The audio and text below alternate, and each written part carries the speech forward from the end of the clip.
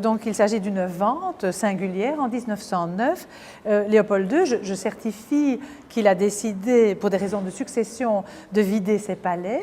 Et je prétends qu'il a vendu bon nombre de tableaux anciens, une trentaine, et à peu près approximativement 200 tableaux modernes. Et au nombre des tableaux anciens, je prétends qu'il a vendu un faux Van Dyck, et que celui-ci se trouve aujourd'hui au Musée royal des Beaux-Arts de Belgique. J'ai rencontré des problèmes pour poursuivre ma recherche, les archives du Palais Royal, où on ne m'a pas toujours donné très vite et tout de suite les archives que je demandais, et d'autre part au Musée royal des Beaux-Arts de Belgique, directement concerné, puisque je prétends qu'ils ont le faux Van Dyck.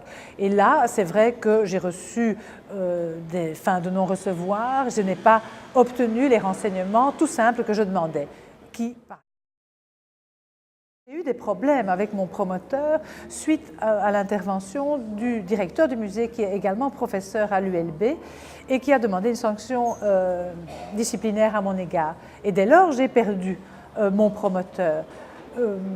Mais voilà, j'ai tout de suite pu en recouvrer, enfin pas tout de suite. Il y a eu la dénonciation par Morel et Casement de toutes les exactions de l'administration, de son administration sur le territoire congolais, et les puissances internationales réclament la révision du traité de Berlin en 1907. Et comme les États-Unis également réclament cette réunion internationale, le roi sent qu'il est lâché par son dernier appui.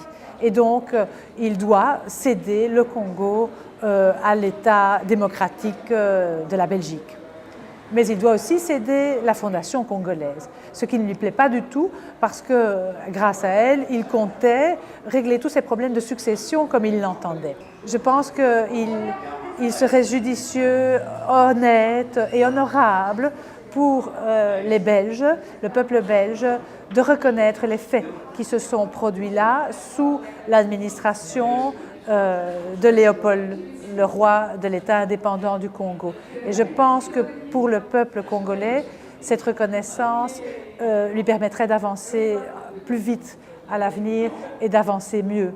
C'est horrible de vivre avec l'impression que le mal qu'on vous a fait n'est reconnu par personne. Et donc en cela, je vous rejoins très bien. Écoutez, moi ce que je veux, c'est que la vérité finalement soit révélée et que ce que je dise à propos de ce tableau, par exemple le Van Dyck, on puisse le prouver par un examen matériel. Et donc je veux l'obtenir des musées royaux des Beaux-Arts. Je trouve l'histoire ne doit pas être au service du prestige, au service du non-dit, mais doit être au service, oui, de la vérité. Justement, j'ai 54 ans et je peux me payer ce luxe de dire des choses qui ne vont pas et qu'il faut changer. C'est pas merveilleux, cela?